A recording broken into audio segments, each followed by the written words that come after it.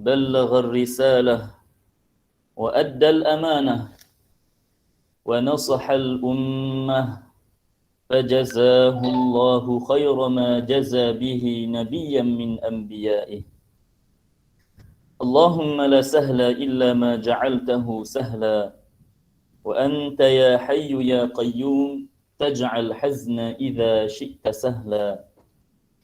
اللهم علمنا ما جهلنا وذكرنا ما نسينا وزدنا علما ونعوذ بك من حال أهل النار. أما بعد، ahlan wa sahlan wa marhaban kepada semua peserta kursus pengajian Islam. Mudah-mudahan semuanya berada dalam keadaan yang baik, diberikan kesihatan dan kesembuhan, dan moga diberkati pada pagi yang indah ini. InsyaAllah pada sesi yang kedua ini kita akan sambung pada menyebutkan tentang hukum hakam yang berkaitan dengan kitab At-Taharah dan As-Salah.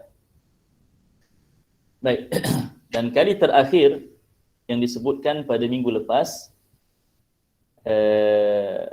pasal yang berkaitan dengan kewajipan ibu bapa, kewajipan penjaga terhadap anak-anak mereka, terhadap kanak-kanak lelaki dan kanak-kanak perempuan yang telah mumayyiz. Jadi kita akan sambung pula kewajipan ke atas wulatil amr, kewajipan ke atas imam ataupun khalifah umat Islam.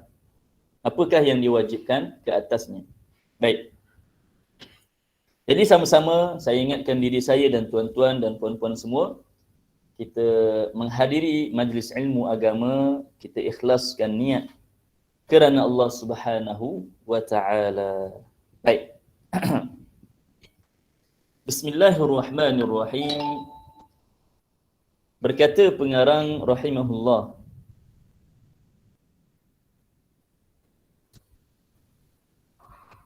wa yajibu ala wulatil amri qatlu tarikis salah kasalan in lam yatub wa hukmuhu annahu muslimun. Wa yajibu ala kulli muslimin amru ahlihi bis salati wa kulli man qadara alaihi min ghairihim. Berkata pengarang rahimahullah, dan wajib ke atas khalifah membunuh orang yang meninggalkan salat disebabkan malas, sekiranya orang tersebut tidak bertaubat, namun hukum orang tersebut masih dikira sebagai muslim. Dan wajib ke atas setiap orang Islam menyuruh ahli keluarganya menunaikan salat, dan wajib juga menyuruh mereka yang selain daripada ahli keluarganya sekiranya dia mampu. Baik. Antara perkara yang diwajibkan ke atas imam kepada umat Islam, ke atas khalifah, ke atas pemimpin umat Islam, membunuh orang yang meninggalkan solat disebabkan malas. Dan ini adalah, tuan-tuan dan puan-puan, hukuman hudud bagi orang yang meninggalkan solat disebabkan malas. Baik. Bagaimana perlaksanaannya? Seorang imam bila mana diketahui bahawa ada di kalangan umat Islam yang tidak menunaikan solat, maka khalifah ataupun imam akan memintanya untuk bertaubat, meminta kepada orang tersebut untuk bertaubat dengan cara dia menggantikan solat yang ditinggalkannya, dengan cara dia menggantikan ataupun dia menunaikan solat tersebut. Maka sekiranya orang tersebut tetap berkeras, berdegil, tak mahu bertaubat, dan dia tetap dengan pendapatnya untuk tidak mahu menunaikan solat disebabkan dia malas, bukan kerana dia mengingkari kewajipan solat, dia masih lagi beriktikad, masih lagi meyakini bahawa solat 5 waktu itu wajib ke atas umat Islam, tetapi dia malas. Maka sekiranya dia tidak mahu bertaubat, imam ataupun khalifah akan memberikan tempoh kepadanya, tempoh supaya dia bertaubat.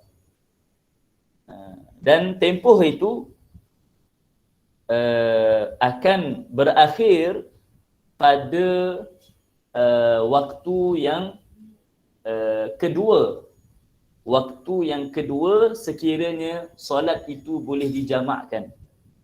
Ataupun dengan bahasa yang lebih mudah kita katakan, sekiranya seseorang itu meninggalkan ataupun tidak mahu menunaikan satu solat. Dan solat itu kita tengok, solat itu kita lihat kepada jenis solat itu, solat subuh ke, zuhur ke, maghrib ke. Adakah solat itu boleh dihimpunkan pada waktu yang seterusnya ataupun tidak? Contoh seperti solat zuhur. Kalaulah seseorang itu dia tak nak solat zuhur, maka khalifah ataupun imam akan memberikan peluang kepadanya daripada saat dia meninggalkan solat sehingga berakhirnya waktu solat yang kedua. Maknanya kalau zuhur ni pada hukumnya, dari sudut hukumnya boleh dihimpunkan dengan solat asar.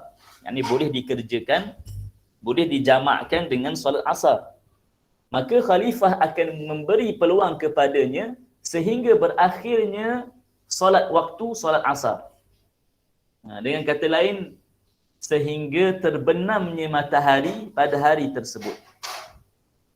Kerana dengan terbenamnya matahari, kita dah belajar sebelum ini, bila terbenamnya matahari maknanya berakhir waktu asar. Maka orang yang meninggalkan solat zuhur, khalifah akan memberi peluang kepadanya untuk segera bertaubat, untuk menunaikan solatnya, untuk qada semula solatnya, sehingga berakhirnya waktu solat yang seterusnya, iaitu solat yang kedua, sekiranya solat itu boleh dihimpunkan bersama. Jadi kalau ditinggalkan solat zuhur, khalifah akan beri tempoh sampai ke terbenam matahari. Lepas terbenam matahari, tak nak taubat juga, tetap tak nak menunaikan solat, maka dia akan dihukum pancung kepala. Dan ini adalah hukuman hudud. Hukuman hudud yang Allah Subhanahu wa taala tetapkan ke atas orang yang meninggalkan solat kerana malas. Orang yang meninggalkan solat kerana malas. Kalau ada orang kata, ustaz, kenapa macam ekstrim sangat? Takkan sebab tak solat pun nak kena pancung kepala? Jawapannya, ekstrim ke tak ekstrim ke, ini adalah hukum syarak yang Allah Subhanahu wa taala turunkan ke atas umat Nabi Muhammad sallallahu alaihi wasallam. Dan perkara ini dilakukan pada zaman dahulu lagi. Dan kalau kita tengok sekarang, oleh kerana tiada khalifah dan sistem perundangan itu sudah tidak ada, maka kita lihat sekarang betapa ramai orang bermudah-mudah dalam meninggalkan solat. Bila mereka meninggalkan solat, seolah-olah tak ada apa-apa. Dia tinggalkan solat seolah-olah macam dia tinggal contohnya lah, macam dia tinggal basuh kereta dia. Mungkin ada sebahagian orang selalu cuci kereta 2 minggu sekali ataupun sebulan sekali. Ini dia tak cuci langsung. Seolah-olah dia meninggalkan solat macam dia tinggalkan daripada membersihkan kereta ni.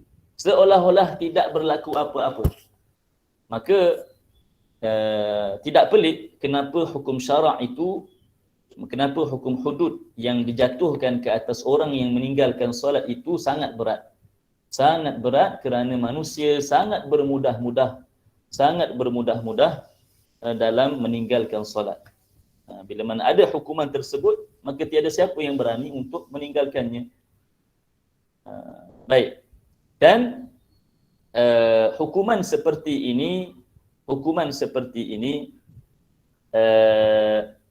ia tidak dilaksanakan melainkan oleh khalifah itu sendiri.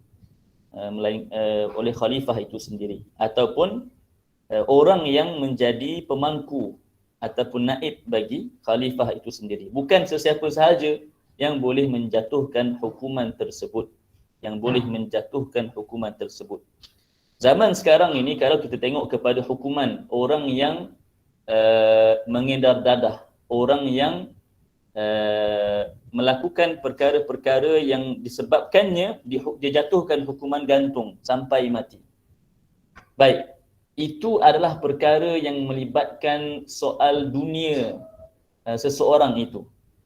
Mengedar dadah, ia memberi keburukan, memberi kemudaratan hanya di dunia. Adapun orang yang meninggalkan solat, kemudaratan itu bukan hanya di dunia, bahkan di akhirat. Maka kenapa kita nak rasa hukuman membunuh bagi orang yang meninggalkan solat itu sesuatu perkara yang ekstrim, sedangkan di dunia lagi ada orang yang dihukumkan dengan hukuman bunuh, sedangkan hukuman tersebut oleh kerana jenayah itu hanyalah jenayah dunia semata-mata, ya, yang tidak memberi kemudaratan kepadanya di akhirat nanti. Maka ini adalah hukum daripada Allah Subhanahu wa taala. Cuma sekarang oleh kerana kita tidak ada khalifah, tidak ada sistem perundangan tersebut, maka tidak berlaku perkara tersebut. Cuma wajib kita tahu bahawa inilah hukuman bagi orang yang meninggalkan solat kerana malas. Baik. Dan sebenarnya bila kita lihat dan perhatikan betapa beratnya hukuman tersebut, itu menunjukkan betapa besarnya dosa orang yang meninggalkan solat tanpa sebarang keuzuran. Betapa besarnya dosa orang yang meninggalkan solat tanpa keuzuran. Kerana solat ini adalah perkara yang pertama yang akan dihisab oleh Allah Subhanahu wa taala. Sebelum amalan-amalan ibadah yang lain, sebelum kewajipan-kewajipan yang lain, solatlah yang pertama yang akan dipersoalkan oleh Allah Subhanahu wa taala. Itu sebagai satu solat itu sebagai satu tonggak, satu tiang yang mana ia adalah sebesar-besar rukun, antara sebesar-besar rukun Islam yang Allah Subhanahu wa taala wajibkan ke atas hamba-Nya. Maka kalaulah antara sebesar-besar rukun Islam ini diabaikan, ditinggalkan seolah-olah tak ada apa-apa, maka betapa besarnya dosa, betapa besarnya azab yang Allah Subhanahu wa taala akan timpakan ke atas orang yang meninggalkan solat. Baik. Jadi seperti mana yang kita berikan contoh tadi, kalau solat yang ditinggalkan itu ia solat yang boleh dihimpunkan dengan waktu yang setelahnya. Contoh macam zuhur boleh dihimpunkan dengan waktu asar. Maka tempoh peluang, khalifah bagi peluang untuk dia bertaubat. Bertaubat tu senang sahaja, dia tunaikan solat. Dan itu pun untuk kebaikan dirinya. Sehinggalah terbenamnya matahari. Tapi kalau orang tanya, Ustaz, macam mana pula kalau dia tinggal solat subuh? Kalau ditinggalkan solat subuh, maka waktu yang diberikan sehingga berakhirnya waktu subuh. Bila berakhirnya waktu subuh? Siapa masih ingat? Boleh komen kat sini. Bila berakhirnya waktu subuh? Saya nak tengok siapa yang masih lagi ingat tentang waktu solat. Betul. Kata apa? Ramai yang respon, alhamdulillah, berakhirnya waktu subuh bila berlakunya syuruk, bila terbitnya matahari. Maka kalau dah terbit matahari, dia tak taubat juga. Bila khalifah tanya, dah solat ke belum? Dah qada belum solat yang ditinggalkan tadi? Dah tunaikan belum? Kalau dia kata belum dan dia tetap berkeras nak meninggalkan solat, maka khalifah akan jatuhkan hukuman ke atasnya. Bagaimana seseorang itu dia bermudah-mudah dalam meninggalkan solat? Bagaimana seseorang itu selesa hidup dalam keadaan aman damai, seronok, tak ada risau, tak khawatir langsung, sedangkan dia seorang yang meninggalkan solat. Bagaimana kita yang tergolong di kalangan umat Nabi Muhammad sallallahu alaihi wasallam bermudah-mudah meninggalkan solat, sedangkan baginda sallallahu alaihi wasallam di atas tilam ketika mana baginda hampir wafat masih lagi bertanya, ada khalatus solah, adakah telah masuk waktu solat? Setiap kali beliau terjaga daripada pengsan. Baginda sallallahu alaihi wasallam sebelum wafat oleh kerana kesakitan yang amat dahsyat, baginda sallallahu alaihi wasallam sering pingsan. Kemudian bila terjaga pasti baginda akan tanya, adakah telah masuk waktu solat? Maka baginda sallallahu alaihi wasallam seafdal makhluk, semulia-mulia dan sehebat-hebat ciptaan Allah Subhanahu wa taala masih lagi menunaikan solat walaupun telah berada di atas tilam yang menghampiri kewafatan baginda sallallahu alaihi wasallam. Maka apatah lagi kita umat Nabi Muhammad sallallahu alaihi wasallam, adakah kita masih lagi bermudah-mudah dalam meninggalkan solat? Adakah kita melihat solat itu hanya seperti satu riadah, seperti riadah kita petang-petang? Tidak, muslimin dan muslimat yang dirahmati oleh Allah Subhanahu wa taala. Orang yang meninggalkan solat, orang yang tidak menunaikan solat yang diwajibkan oleh Allah Subhanahu wa taala, maka dia telah mengabaikan antara sebesar-besar rukun Islam yang Allah Subhanahu wa taala wajibkan ke atasnya. Orang yang meninggal dalam keadaan dia tidak menunaikan solat, kata ulama, dia meninggal sebagai seorang yang fasik, seorang yang berdosa besar, seorang yang berdosa besar. Jadi muslimin dan muslimat yang dirahmati oleh Allah Subhanahu wa taala, ketahuilah bahawasanya agama Islam meletakkan sesuatu hukum dan meletakkan sesuatu sistem perundangan bukan kerana ia saja-saja mahu menghukum atau menzalimi umat Islam, tidak, tetapi ia satu hukum dan sistem yang mana ia menjadikan seorang muslim itu melaksanakan kewajipannya terhadap Allah Subhanahu wa taala sesuai dengan apa yang diperintahkan. Hukum hakam yang diturunkan, syariat yang Nabi sallallahu alaihi wasallam sampaikan adalah untuk kita amalkan. Dan apa yang kita amalkan itu ia tidak lain dan tidak bukan hanya untuk kebaikan diri kita, untuk keselamatan diri kita di dunia dan di akhirat. Maka kenapa kita mensia-siakan peluang tersebut? Maka muslimin dan muslimat yang dirahmati oleh Allah Subhanahu wa taala, kewajipan solat ini, mendirikan solat ini adalah satu perkara yang sangat besar dalam Islam. Maka jangan kita bermudah-mudah padanya. Kalau kita bermudah-mudah pada perkara yang merupakan sebesar-besar perkara, apatah lagi perkara-perkara yang lebih kecil daripada hal tersebut. Jadi sama-sama kita fikirkan dan ingatkan antara satu sama lain. Baik. Kemudian kata pengarang, wa hukmuhu annahu muslim. Orang yang tinggalkan solat disebabkan malas, dia dihukum pancung bukan sebab dia dah jadi murtad, tidak. Tetapi itu adalah hudud, hukuman hudud bagi orang yang meninggalkan solat. Kecuali orang itu dia tinggalkan solat kerana dia menafikan kewajipan solat tersebut ke atasnya. Maka orang yang menafikan kewajipan solat sedangkan dia tahu solat ini wajib dan pengetahuan tentang kewajipan tersebut adalah daruri. Maknanya semua orang tahu, yang alim pun tahu, yang jahil pun tahu solat ini wajib. Tiba-tiba dia kata solat ke atasnya tidak wajib. Maka orang yang berkata sedemikian dia telah dihukumkan sebagai murtad kerana dia menafikan kewajipan solat ke atas dirinya, yang mana perkara tersebut jelas diketahui oleh semua umat Islam. Maka kalau dia dihukum pancung, dalam hal seperti ini bukan kerana dia meninggalkan solat, tetapi kerana dia telah menjadi murtad. Dan perkara yang berkaitan dengan murtad itu panjang perbahasannya, insya-Allah akan dibahaskan semula oleh Dr. Sobri pada sesi akidah, insya-Allah. Baik.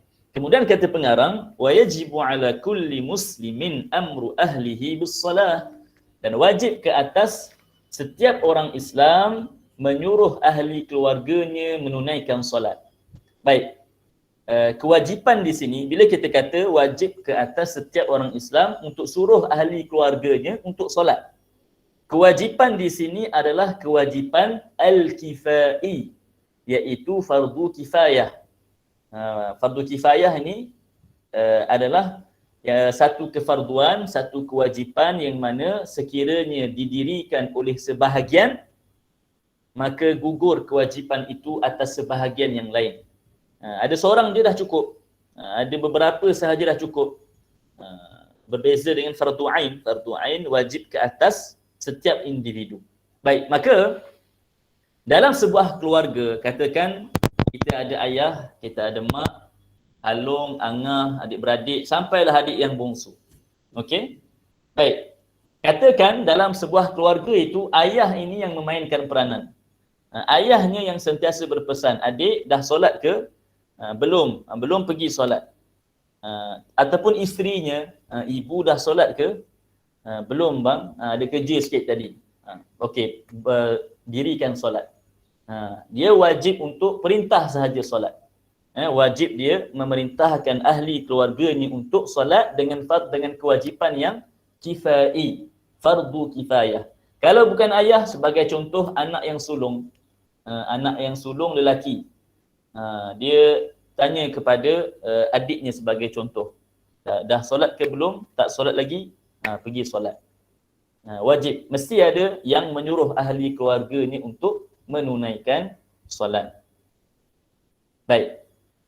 Dan sekiranya orang tersebut, orang yang suruh kita solat, orang yang menyuruh ahli keluarganya solat, kalaulah dia seorang yang berilmu, orang yang ada pengetahuan tentang agama, wajib dia sebelum dia suruh ahli keluarganya solat, wajib dia ajarkan kepada ahli keluarganya hukum hakam yang berkaitan dengan solat dan perkara-perkara yang lain daripada ilmu fardu ain. Wajib ke atasnya mengajarkan ahli keluarganya sekiranya dia seorang yang berilmu. Baik. Kalau dia bukan seorang yang berilmu, katakan dia pun tak tahu sangat, maka wajib dia cari mana-mana guru yang fiqah, yang berkeahlian untuk mengajarkan ahli keluarganya, untuk mengajarkan dirinya dan mengajarkan ahli keluarganya. Sebab kalau dia suruh sahaja ahli keluarganya solat tanpa mereka belajar, maka itu adalah sia-sia. Maka yang wajib terlebih dahulu mereka belajar apa yang diwajibkan ke atas mereka. Kemudian dia suruh ahli keluarganya untuk menunaikan solat. Kerana orang yang menunaikan solat tanpa ilmu, tanpa memenuhi syarat-syarat, rukun-rukun yang sah, maka solatnya itu sia-sia. Sebab itu kita kena belajar dahulu, baru kita amalkan. Okey, jadi orang yang ingin menyuruh ahli keluarganya solat, pertama hendaklah dia mengajarkan mereka, sekiranya dia seorang yang berilmu. Kalau tidak, dia boleh membawa orang lain datang ke ahli keluarganya dan ajarkan mereka, ajarkan dirinya dan ajarkan ahli keluarganya tentang solat, hukum hakam solat dan perkara-perkara lain yang mereka sangat berhajat kepadanya. Kalau kita buka dalam Al-Quran, tuan-tuan dan puan-puan, boleh buka surah At-Tahrim. Ayat yang ke-6, apa kata Allah Subhanahu wa taala? Kata Allah Subhanahu wa taala, ya ayyuhalladzina amanu qu anfusakum wa ahlikum nara waquduhan nas wal hijarah 'alaiha malaikatun ghilazun shidadun la ya'suna Allah ma amarahum wa yaf'aluna ma yu'marun. Mafhumnya, kata Allah Subhanahu wa taala, wahai orang-orang yang beriman, jagalah diri kalian dan ahli keluarga kalian daripada api neraka. Waquduhan nas wal hijarah, kerana bahan bakar yang ada dalam api neraka itu terdiri daripada manusia dan batu bata. An-nas wal hijarah, daripada manusia dan batu. Maka daripada ayat ini difahami bahawasanya, kata ulama, diriwayatkan oleh Imam Al-Baihaqi, beliau menukilkan tafsiran yang disebutkan oleh Imam Sayyiduna Ali. Kata Sayyiduna Ali pada firman Allah, qu, yakni jaga. Apa maksud jaga di sini? Kata Sayyiduna Ali, qu ay allimuhum al-khair, allimu anfusakum wa ahlikum al-khair, iaitu ajarkan kepada diri kalian dan ahli keluarga kalian dengan kebaikan. Maka kata ulama, yang dimaksudkan dengan ajar kebaikan di sini adalah mengajarkan ilmu agama. Maka bagaimana seseorang itu nak menjaga dirinya, nak menjaga ahli keluarganya, mestilah dengan cara dia belajar, kemudian dia mengajarkan ahli keluarganya. Ataupun kata ulama, dia membawa seseorang yang boleh mengajarkan dirinya dan mengajarkan ahli keluarganya. Itu adalah cara bagaimana seseorang itu nak menjaga ahli keluarganya daripada api neraka. Bukan tanda sayang, tanda cinta, tanda kasih semata-mata kita memberi makan, semata-mata kita memberi pakai, tempat tinggal, kemewahan dan sebagainya. Tetapi tanda cinta yang sebenar, tanda kita benar-benar menyayangi seseorang itu adalah kita nak menyelamatkannya, selain daripada kita nak selamatkan anak kita kelaparan di dunia. Selain daripada kita risau anak kita nak makan apa di dunia, kita kena risaukan juga apa yang akan berlaku kepada mereka setelah mana mereka mati nanti. Apa yang akan berlaku kepada mereka setelah mana kita mati. Maka muslimin dan muslimat yang dirahmati oleh Allah Subhanahu wa taala, ingatlah bahawasanya cara untuk kita memelihara ahli keluarga kita, untuk menjaga mereka selamat di dunia dan di akhirat adalah dengan cara mempelajari ilmu agama dan mengajarkan kepada mereka. Okey? Baik.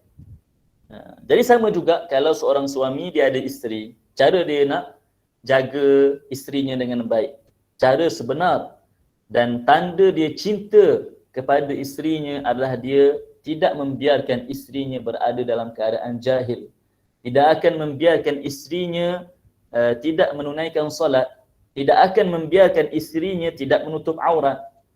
Maka apakah cara pertama yang perlu dia lakukan? Hendaklah dia belajar.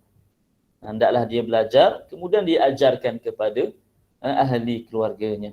Baik. Kemudian kata pengarang rahimahullah, wa kulli man qadara alaihi min ghairihim. Maksudnya wajib juga menyuruh mereka yang selain ahli keluarganya untuk solat.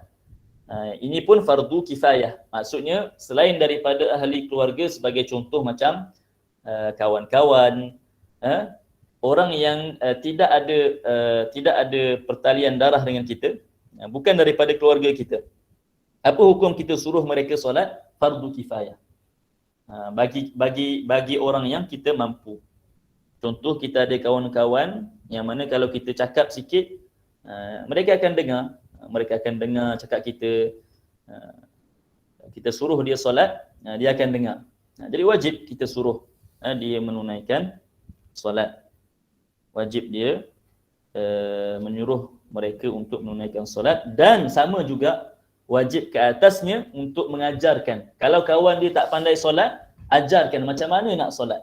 Ajar dulu cerita hukum hakam, cerita tentang kewajipan solat dari sudut syarat-syaratnya, rukun-rukunnya, perkara yang membatalkannya. Kalau dia mampu. Kalau tidak mampu, dia bawakan orang lain. Dia minta orang lain ajarkan kepada kawannya. Itu baru kawan yang baik.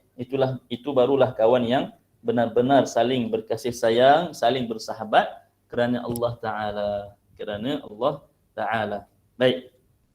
Jadi sampai di sini kita dah selesai menyebutkan tentang hukum hakam ataupun lebih tepat lagi kewajipan ke atas khalifah ataupun salah seorang daripada ahli keluarga. Kewajipan ke atas setiap muslim bagi keluarganya dan orang yang selain ahli keluarganya. Baik. Jadi dengan ini selesailah kita menyebutkan hukum hakam yang berkaitan dengan kewajipan-kewajipan ke atas muslim daripada ibu bapa, khalifah dan atas individu tersebut. Baik. Jadi sekarang ini kita nak masuk pula kepada perbahasan yang berkaitan dengan wuduk.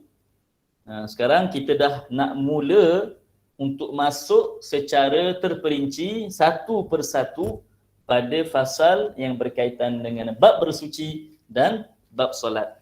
Dan fasal yang pertama yang kita akan mulakan adalah yang berkaitan dengan wuduk. Baik muslimin dan muslimat yang dirahmati oleh Allah Subhanahu wa taala, dalam satu hadis Nabi sallallahu alaihi wasallam bersabda, "Man tawadda'a kama umir wa shalla kama umir, ghufira lahu ma taqaddama min dhanbih."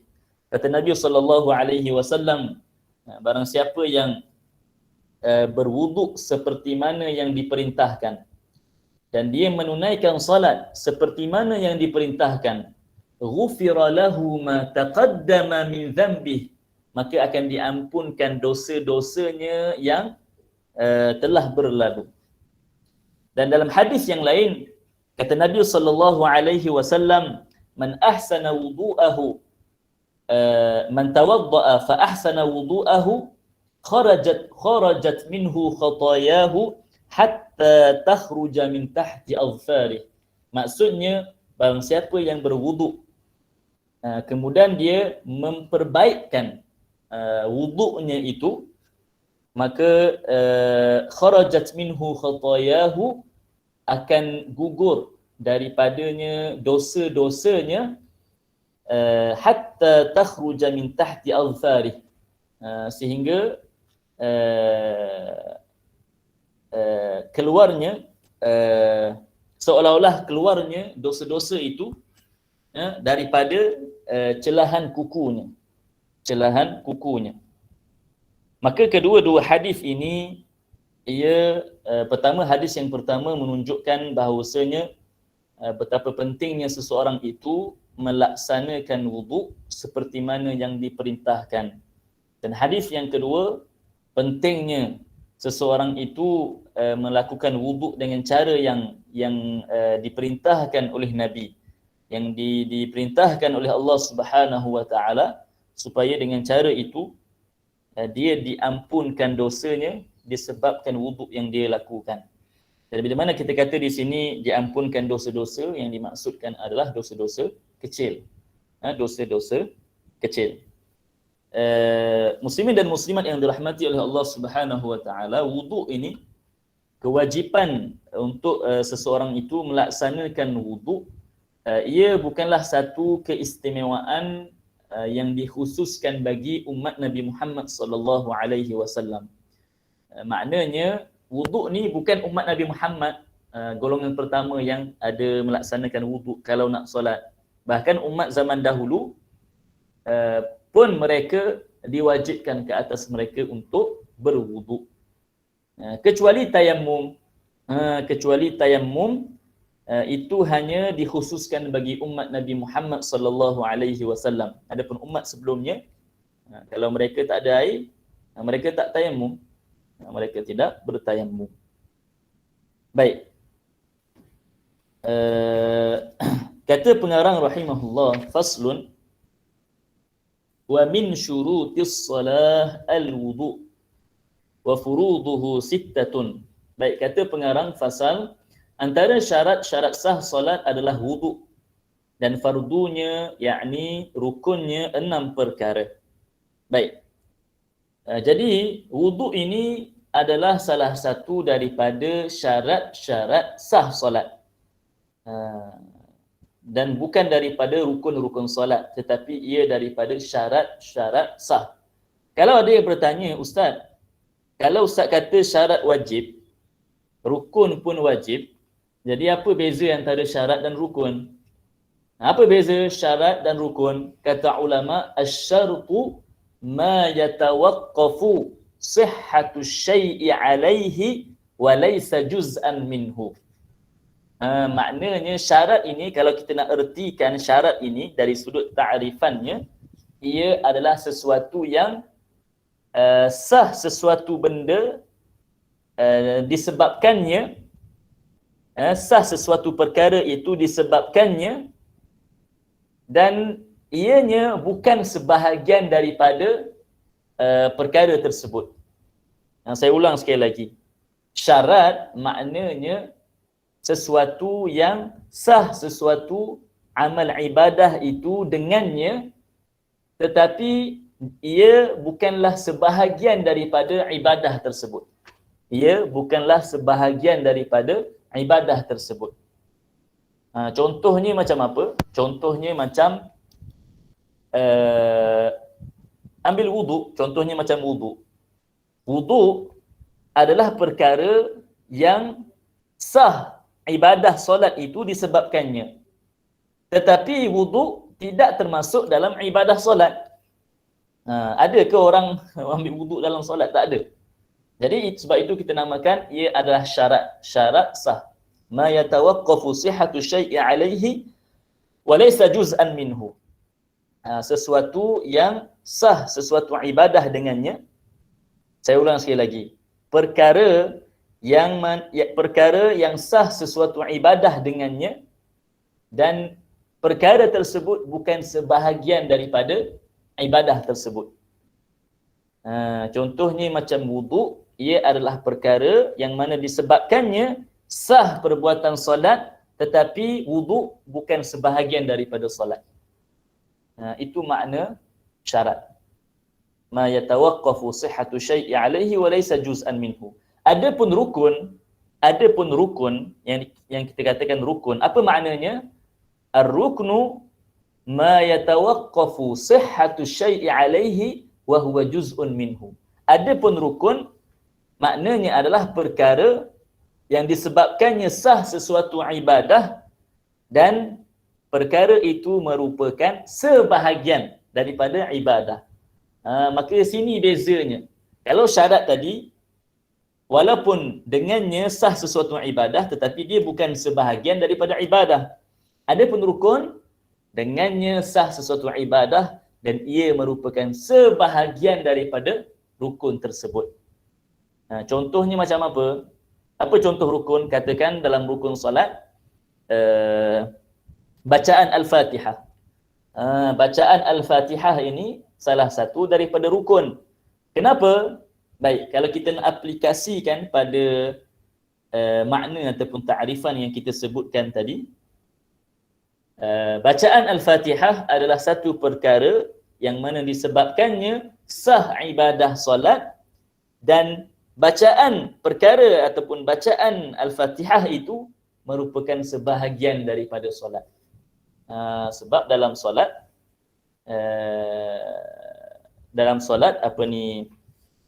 kita akan baca Al-Fatihah. Dalam solat kita akan baca Al-Fatihah. Baik. Kata pengarang rahimahullah, antara syarat sah solat adalah wuduk. Dan fardunya, yakni rukunnya 6 perkara. Dalam mazhab Asy-Syafi'i, rukun wuduk ada 6. Dalam mazhab Asy-Syafi'i, rukun wuduk itu ada 6. 4 daripadanya diambil daripada hadis dan Al-Quran. Dan 2 daripadanya hanya diambil daripada hadis. 2 tersebut adalah niat dan tertib. Niat dan tertib ini diambil daripada hadis. Adapun 4 yang lain, basuh muka, tangan, sebahagian kepala dan kaki, itu diambil daripada hadis dan Al-Quran. Baik, jadi kita tengok sama-sama rukun-rukun wudu. Saya akan baca secara keseluruhan. Kemudian nanti kita akan buka slide dan saya akan huraikan pada slide tersebut. Jadi kita baca dulu apa yang ada dalam kitab. Mudah-mudahan kita mendapat keberkatan dalam bacaan kitab ini.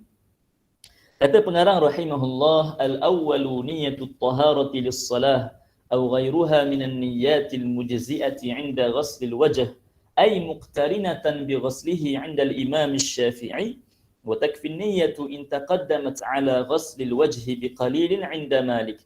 Yang pertama, niat bersuci untuk salat atau selainnya daripada niat-niat yang diterima ketika membasuh muka, iaitu beriringan dengan membasuh muka di sisi mazhab Imam Asy-Syafi'i dan memadai niat tersebut sekiranya ia didahulukan sedikit daripada membasuh muka di sisi mazhab Imam Malik. Baik, itu rukun yang pertama. Seterusnya kata pengarang, ats-tsani ghaslul wajhi jami'ihi min manabiti sya'ri ra'sihi ila al-dhaqan wa min al-udhuni ila al-udhun sya'ran wa bashara la batina lihyati ar-rajul wa 'aridaihi idza kathufa. Yang kedua, membasuh muka keseluruhannya bermula dari tempat tumbuh rambut kepalanya hingga ke dagu dan bermula dari anak telinga hingga anak telinga, meratai segala bulu dan kulit. Tidak wajib membasuh batin janggut seorang lelaki dan jambangnya yang lebat keduanya. Baik, kita tengok dulu slide tentang wudu.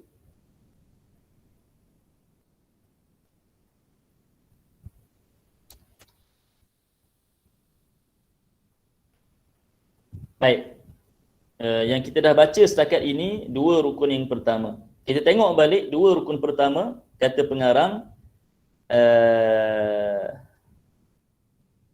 niat bersuci untuk mengerjakan salat atau selainnya dengan niat-niat yang diterima. Baik, rukun yang pertama dalam wudu adalah berniat, iaitu berniat dengan cara niat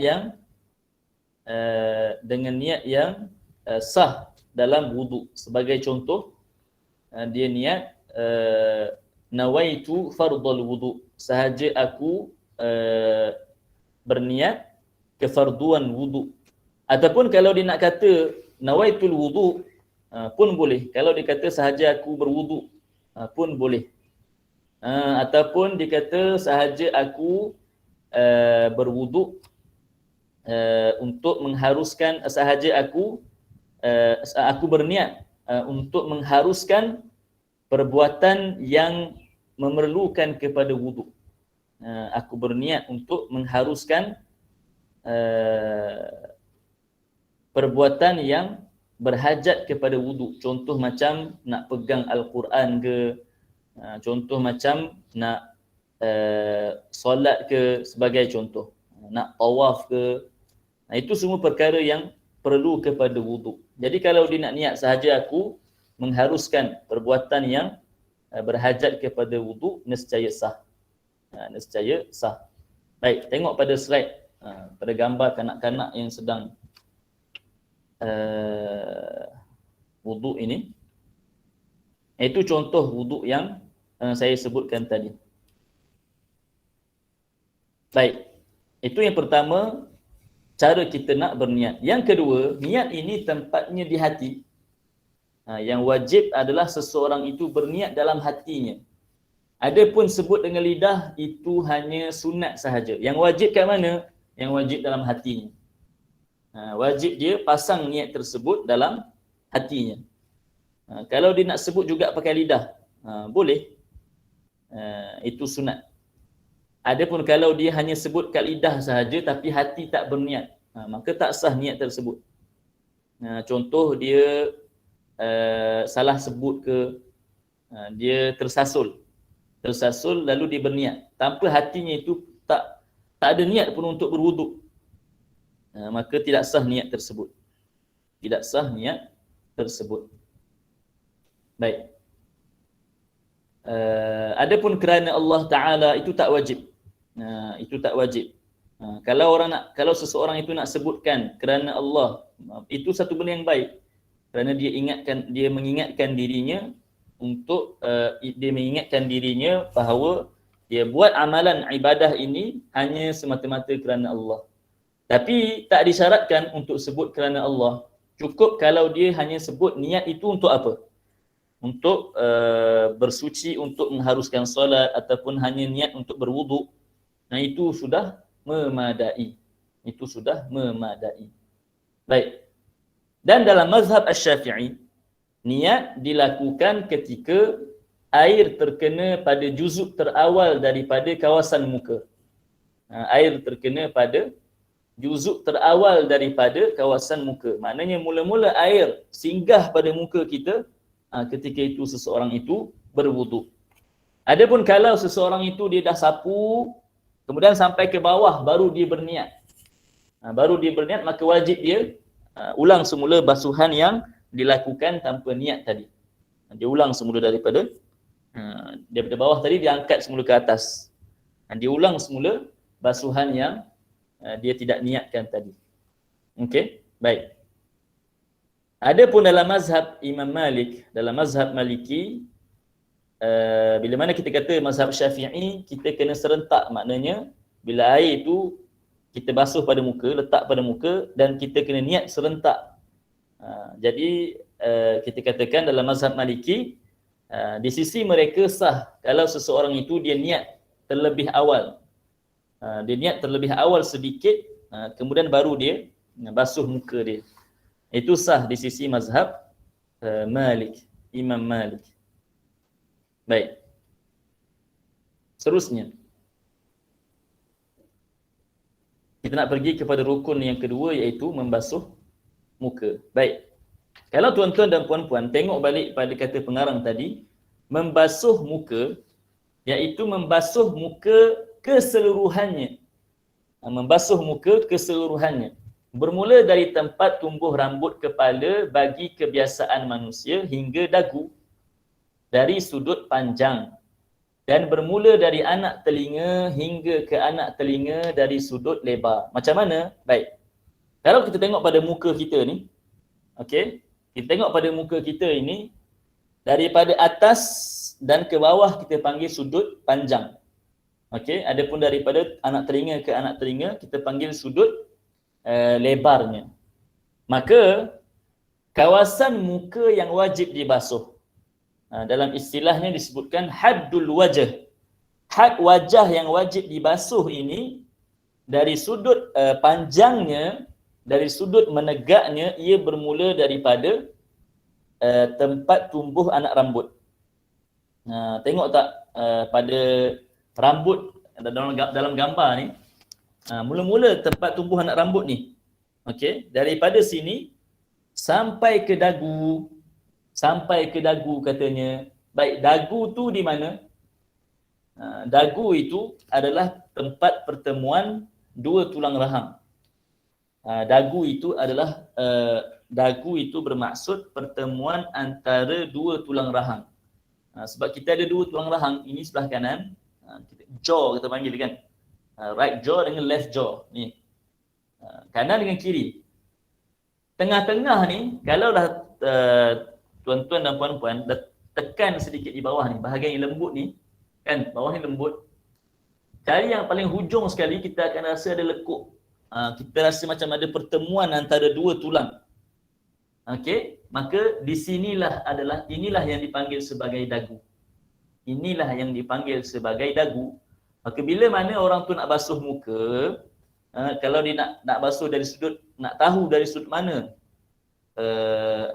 wajah yang wajib, kawasan yang wajib dibasuh, bermula daripada gigi rambut, tempat tumbuh anak rambut ini, sampailah ke dagu, sampai ke bawah ni, sampai ke dagu. Ini dari sudut menegak panjang. Adapun dari sudut lebar, kata pengarang, dari anak telinga hingga ke anak telinga. Maknanya daripada sini, telinga ni, anak telinga. Anak telinga ni ke anak telinga. Maksudnya telinga tak termasuk. Telinga tak termasuk. Jadi ini adalah kawasan muka haddul wajh. Had muka yang wajib kita basuh dalam wuduk, dan ini juga had yang dibolehkan bagi perempuan untuk didedahkan.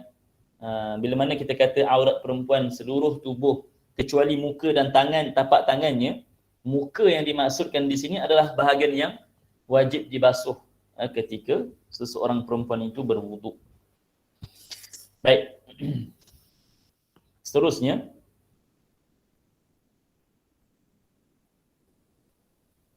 baik. Nampak tak garisan merah itu? Ini kalau ada orang tanya, Ustaz, tadi Ustaz kata dari sudut panjang, kan? Panjang. Kemudian dari sudut lebar, anak telinga ke anak telinga. Baik, habis yang tepi-tepi ni macam mana? Tepi-tepi ni macam mana, Ustaz? Tepi-tepi ni yang bahagian yang wajib dibasuh, misal katalah kita andaikan kalau kita ambil seurat benang. Kita ambil seurat benang, kita letak di tengah-tengah kepala kita pada bahagian anak rambut ini, satu hujungnya kita ambil, kita letak di kepala telinga kita. Telinga kita ni kalau tuan-tuan dan puan-puan tengok dekat telinga tu, yang dipanggil kepala telinga bukan atas tu. Boleh tak admin dia tunjuk sikit arrow, sebab saya tak boleh nak tunjuk kat sini. Maksudnya bukan yang dipanggil kepala telinga tu yang bahagian yang lebih tinggi tu, tak, tetapi yang dimaksudkan sebagai ra'sul udhun ataupun a'lal udhun, yang dimaksudkan adalah bahagian pertama yang bertemu dengan, yang bercantum dengan muka kita. Kalau telinga kita ni, mana bahagian pertama yang bercantum dengan muka? Ini, bahagian sini. Sama seperti gambar. Itu yang dipanggil sebagai ra'sul udhun, kepala kepada telinga. Jadi kalau kita ambil benang itu, lalu kita letakkan di antara tempat tumbuh anak rambut sampai ke kepala telinga, maka rambut yang masuk dalam yang melepasi benang tersebut ke arah muka, itu sahaja yang wajib dibasuh. Adapun yang setelah itu tak wajib dibasuh. Kalau nak senang basuh semua, tuan-tuan dan puan-puan, itu lebih senanglah. Tak payah nak sebelum wuduk tu kita potong dulu benang, nak ukur ni. Buat garis pula, tak perlu. Basuh je lah semua, lagipun sikit sahaja, tak banyak. Sikit sahaja. Cuma kita sebutkan perkara ini supaya kita tahu mana yang wajib dibasuh dan mana yang tak wajib dibasuh. Okay. Ramai sebahagian manusia mereka salah faham. Bila mana kita kata kepala telinga, mereka ingat bahagian yang atas ni. Mereka ingat atas ni. Tetapi dalam bahasa Arab, bila mana kita kata ra'sus syai', kepala kepada setiap sesuatu, yang dimaksudkan adalah muqaddamus syai', benda yang paling awal, paling ke depan sekali. Jadi kalau telinga ni, yang paling awal bukan bahagian atas ni, tapi yang paling awal adalah bahagian yang mula-mula bercantum dengan telinga. Maka inilah yang dipanggil sebagai ra'sul udhun. Nampak yang dibulatkan tu. Cuba admin bulatkan bahagian yang paling tinggi daripada telinga tu. Boleh tak? Ada pun yang tu, nampak tak sekarang ni? Bahagian yang dibulatkan itu kita tak panggil sebagai ra'sul udhun. Kita tak panggil sebagai kepala telinga.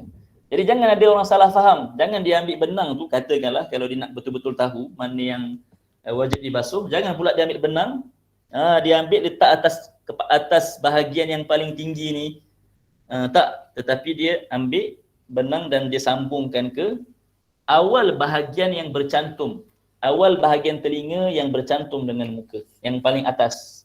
Ini yang dimaksudkan dengan kepala telinga. Okey? Baik.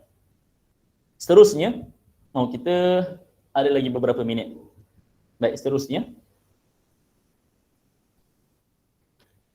Baik, kata pengarang rahimahullah. Kita kembali kepada kitab untuk menyebutkan sebelum itu saya lupa nak sebutkan satu benda pada muka tadi. Kata pengarang tadi pada bahagian muka, tidak wajib membasuh batin janggut seorang lelaki dan jambangnya yang lebat keduanya. Baik. Kita katakan dalam muka ni wajib kita basuh semua benda. Kulit, bulu, rambut, semua kita yang ada atas kawasan muka yang kita sebutkan tadi, dalam border yang kita dah sebutkan tadi, semua benda yang ada atasnya wajib kita basuh. Kecuali ada satu sahaja yang dikecualikan, iaitu bagi lelaki yang ada janggut ataupun jambang yang tebal, yang lebat. Bila seorang lelaki, katakan dia ada janggut yang lebat ataupun dia ada jambang yang lebat, maka dikecualikan dengan makna tak wajib ke atasnya ketika berwuduk untuk menyampaikan air sampai ke kulit. Tak wajib dia nak masukkan air sampai betul-betul kena kulit, tak wajib. Bahkan memadai hanya dia sapu pada luaran, zahir daripada janggutnya sahaja ataupun jambangnya sahaja. Baik, kalau ada orang tanya macam mana kita nak tahu lebat ke tak lebat? Macam mana kita nak tahu lebat ke tak lebat? Kata ulama, ma tura al-basharatu min khilalatihi. Maksudnya min khilalihi, ma tura al-basharatu min khilalihi. Yang dikatakan lebat itu, yang dikatakan lebat itu adalah ma la tura al-basharatu min khilalihi. Asy-sya'rul kathif huwa ma la tura al-basharatu min khilalihi fi majlisit takhatub. Maksudnya rambut yang lebat, bulu seperti janggut ataupun jambang yang lebat ini adalah dikatakan ianya lebat bila mana tidak kelihatan warna kulit di antara celahannya itu pada majlis at-takhatub. Maksudnya bila mana dia berhadapan dengan seseorang ketika mana dia bercakap. Contoh kalau kita sedang berdiri dan bercakap depan orang, ada kawan kita datang depan kita, berdiri depan kita. Okey? Kita nak tahu kawan kita ni janggut dia tebal ke tak tebal, jambang dia tebal ke tak tebal, kita tengok dekat jambang dia tu. Kita tengok kat janggut dia. Nampak tak warna kulit? Kalau nampak, maknanya janggutnya masih nipis. Kalau tak nampak langsung, maknanya janggut kawan kita itu adalah janggut yang lebat, yang tebal. Maka orang yang berjanggut, lelaki yang berjanggut tebal, lebat ataupun jambang, maka tak wajib dia nak lalukan air sampai ke dalam, sampai ke batin kulit. Cukup dan memadai sahaja dia hanya lalukan di luar kawasan janggut ataupun jambangnya. Adapun yang nipis, yang tidak lebat, wajib dilalukan air sampai ke dalam. Sampai ke dalam. Dan selain daripada janggut dan jambang yang disifatkan tadi, kesemuanya wajib dibasuh. Kesemuanya wajib dibasuh. Baik. Masa dah pun tamat. Subhanallah, kita tak sempat nak selesaikan rukun wuduk. Tidak mengapa, minggu depan kita akan sempurnakan. Kita akan sambung lagi dan sempurnakan 4 lagi yang berbaki daripada rukun-rukun wuduk. Baik, jadi itu sahaja, mudah-mudahan ianya jelas. Kalau kurang jelas, kalau ada soalan yang berkaitan dengan apa yang kita sebutkan, maka boleh saya buka peluang untuk sesiapa yang bertanya tentang apa yang kita dah sebutkan. Mungkin ada yang kurang jelas dan sebagainya. Silakan. Baik. Saya akan tengok di chat box.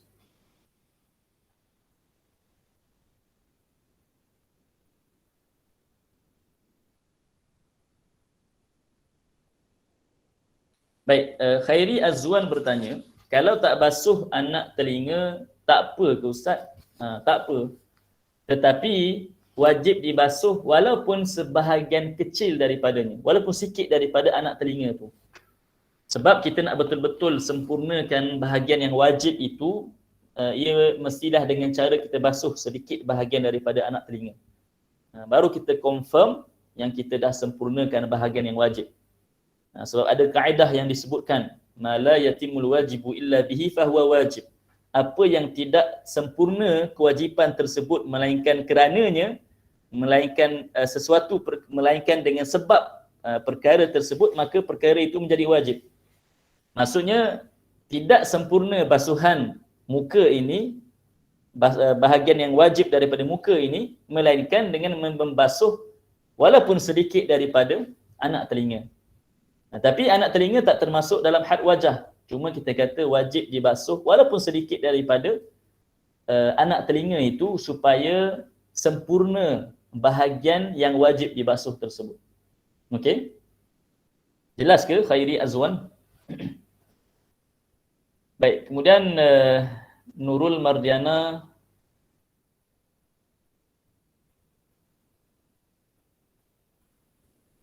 bertanya, bagi perempuan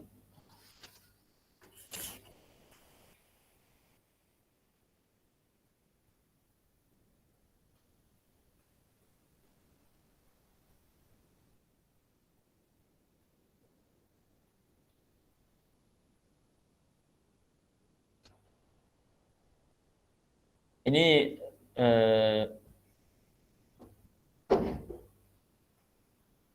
okey, perempuan berambut panjang sampai pinggang, okey. Kawasan dari anak telinga kiri ke telinga kanan,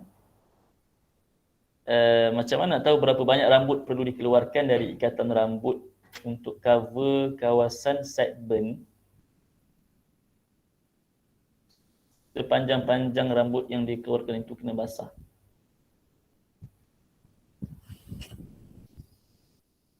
Saya kurang jelas sedikit. Adakah ditanya tentang basuhan pada rambut? Basuhan pada rambut kita belum masuk lagi. Kalau ia berkaitan dengan basuhan kepala, kita KIV dulu. Puan ataupun Cik Nurul Mardiana boleh KIV kan dulu soalan ni. Tanya balik pada selepas perbahasan kita yang berkaitan dengan kepala. Anak rambut tepi telinga perlu juga ke Ustaz? Tepi telinga, anak rambut tepi telinga, maksudnya sideburn ke? Anak rambut tepi telinga macam mana tu? Basuh muka kalau tak rata, sah ke wuduk? Tak sah. Basuh muka mesti kena rata. Ratakan air ke seluruh kawasan. Baik, Ustaz mohon ulangan perbahasan tidak wajib membasuh batin janggut bagi lelaki. Baik, kita katakan tadi yang dikecualikan, bahagian yang dikecualikan daripada dibasuh pada keseluruhannya adalah janggut ataupun jambang bagi lelaki yang lebat. Yang mana kalau kita kata lebat, maksudnya tak wajib dimasukkan air sampai ke dalam, sampai ke batin tu tak wajib. Cukup di luar sahaja, ambil air sapu di luar sahaja. Dan kita sebutkan cara nak bezakan mana satu yang lebat, mana satu yang nipis, adalah dengan cara bila mana ada kita andaikan kalau seseorang di hadapan kita, orang tersebut dia nak tahu janggut dia panjang ke tak, lebat ke nipis. Kalau dah ada seseorang di hadapannya dan bercakap di hadapannya, orang tersebut boleh nampak tak warna kulitnya? Kalau boleh nampak, maka janggutnya nipis, wajib masukkan air sampai ke dalam. Kalau tak nampak warna kulit berselindung di sebalik janggut dan jambangnya, maka itu adalah janggut dan jambang yang tebal, maka tak wajib nak masukkan air sampai ke batin, sampai ke dalam. Cukup hanya luaran sahaja. Okey. Wuduk untuk sideburn wanita macam mana? Perlu dibasuh sideburn. Nampak tak tadi kita letak benang pada slide yang tunjuk muka, kalau kita letak benang tadi. Ia termasuk sideburn ni, dia termasuk dalam had muka, termasuk dalam kawasan muka, maka ia wajib dibasuh. Wajib dibasuh. Hajar Klakish tanya, Ustaz kalau niat sebelum masuk bilik air, kira niat tak? Di sisi mazhab Malik, sah niat tersebut. Kalau dia niat lebih awal sedikit sebelum wuduk, sah. Adapun dalam mazhab Syafi'i tidak begitu. Siti Sarah tanya, Ustaz, kalau perempuan ada rambut tepi telinga panjang, sideburn ke maksudnya? Kalau sideburn wajib dibasuh. Panjang ke pendek ke wajib dibasuh. Assalamualaikum Ustaz. Muhammad Farhan bertanya, Waalaikumsalam. Boleh ataupun tidak bagi orang yang susah untuk menghadirkan niat ketika air sampai ke muka menggunakan pakai niat mazhab Malik? Boleh. Boleh, tidak ada masalah. Dia tanya pasal sideburn. Ya, sideburn wajib basuh. Ustaz, kalau orang Nur Atikah tanya, kalau orang tidak berniat wuduk kerana tidak tahu, maksudnya solat dia tidak sah, adakah dia perlu qada semua solatnya? Solat yang dilakukan tidak sah, ya, kena qada semula. Macam mana Nurul Mardiana bertanya, macam mana cara rataan air ke muka untuk mengelakkan air menjadi musta'mal bila basuh bahagian dagu? Macam mana air jadi musta'mal? Kalau dia ambil air, letakkan pada mukanya sampai ke dagu, mana yang dia tak akan jadi musta'mal. Kita kena faham, air yang musta'mal, al-musta'malu mas'u'mila fi raf'i hadathin aw izalati najisin. Ataupun dengan bahasa mudahlah, maksudnya apa yang digunakan untuk mengangkat hadas ataupun menghilangkan najis yang mana air itu tak berubah. Ataupun air itu yang dikatakan air musta'mal ini, air yang berguguran daripada anggota wuduk yang kita dah basuh. Contoh, kalau puan dah basuh muka ni, kemudian dia menitik jatuh atas gayung ataupun cebok kita. Itu air musta'mal. Itu air musta'mal. Adapun air yang masih lagi atas muka kita, kita tak panggil air musta'mal. Kita tak panggil air musta'mal. Alias masih bertanya, kalau basuhan kali ketiga baru rata, sah ke Ustaz? Maknanya basuhan kali ketiga itulah yang akan menjadi basuhan pertama. Basuhan kali ketiga itulah yang akan menjadi basuhan pertama. Nabilah Huda bertanya, Ustaz, kalau perempuan rambut sideburn panjang, kena tarik dan basuh ke? Okey, baik. Maksudnya dah tahu jawapan ke? Saya dah sebut tadi tentang sideburn, wajib dibasuh kerana ia termasuk dalam had wajah.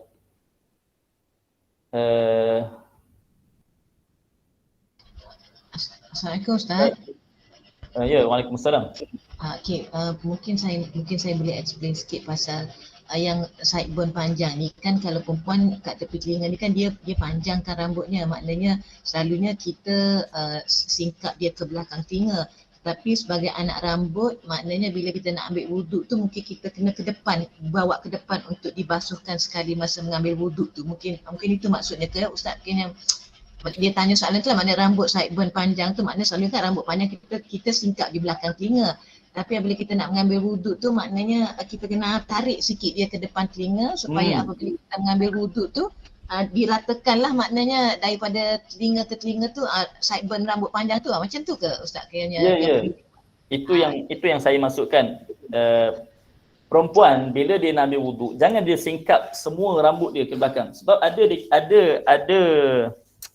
ada rambut yang kita kata yang di tepi telinga, yang kita panggil sebagai sideburn. Itu wajib dibasuh. Jangan sebab tu kalau sideburn, katakanlah sideburn dia panjang sampai ke lantai sekalipun, jangan dia singkapkan ke belakang. Sideburn itu anak rambut yang berada di tepi telinga ini wajib dibasuh. Jangan dia singkapkan semua rambutnya.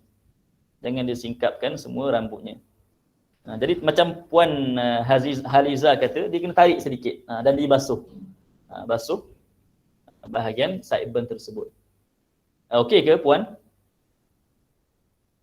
Okey, fahamlah. Sebab mungkin itu soalan Nabilah Huda lah Kak. Cuma saya explain pada Ustaz kalau alhamdulillah. Okay, terima kasih. Sama. Baik, Sardi bin Amin bertanya, Ustaz, macam mana kalau berwuduk kurang 3 kali atau lebih 3 kali? Kalau kurang 3 kali hukumnya makruh. Kalau lebih 3 kali pun hukumnya makruh. Kurang 3 kali sama ada sekali ataupun 2 kali. Meskipun Nabi pernah melakukan perkara tersebut, tetapi Nabi lakukan perkara tersebut untuk mengajarkan kepada umat baginda bahawa perkara tersebut dibolehkan. Perkara tersebut dibolehkan. Tetapi kita sebagai umatnya, kalau kita lakukan perkara tersebut sekali ataupun 2 kali, ini kurang daripada 3 kali, hukumnya makruh. Satu lagi Ustaz, nak tanya soalan. Masa kita nak meratakan kali pertama wuduk tu, kita boleh tak angkat tangan tu ke kita tak boleh angkat? Mana kita ratakan air tu sampai dia rata tanpa mengangkat tangan ke? Kenapa tu? Nak elakkan air mustakmal ke macam mana? Tak adalah because air tu kat tangan, cuma saya difahamkan sebelum ni tak boleh angkat tangan. Bila angkat tangan tu dia jadi macam bukan mustakmal macam tak sah lah, saya tak pasti. Itu saya nak tanya Ustaz tu, boleh ke nak angkat tangan? Because masa yang pertama kali kita nak meratakan tu, sebab kali pertama tu dah kena rata. Kalau macam tadi 3 kali baru rata, itu baru kira yang pertama kan. Jadi kali pertama tu kena rata. Dalam nak meratakan tu katanya tak boleh angkat tangan. Bila angkat tangan tu dia dah anggap macam tak rata, maknanya bukan meratakan yang pertama. Dia dah panggil macam mana saya cakap. Jadi saya nak tanya Ustaz tu. Baik. Pada basuhan pertama, kalau dia tak ratakan, contoh dia baru basuh separuh muka dia katakanlah, okey. Kemudian dia pun angkat tangan dia. Mungkin yang dimaksudkan oleh ustaz yang puan sebutkan tadi, maksudnya basuhan yang itu tak dikira, tak sah sebagai basuhan pertama. Sebab dia bukan basuhan yang orang kata yang meratakan. Meratakan menyeluruh tu ya. Jadi tak dikira, tak sah sebab dia bukan basuhan yang pertama. Yang meratakan satu bahagian muka. Tapi jangan dia kata tak sah angkat sebab kalau dia letak sekali lagi dia kata apa? Disebabkan air itu adalah air mustakmal. Tidaklah. Tidaklah. Maknanya kali pertama untuk meratakan wuduk di seluruh muka, dagu, atas semua sekali tu dengan tanpa mengangkat tangan lah. Ini tidak kira air mustakmal, maknanya kena ratakan seluruh muka untuk kira wuduk basuh muka yang pertama tanpa mengangkat tangan, ratakan ya. Macam tu saya. Okay. Baik. Masa sebenarnya dah tamat. Ada lagi 7 soalan.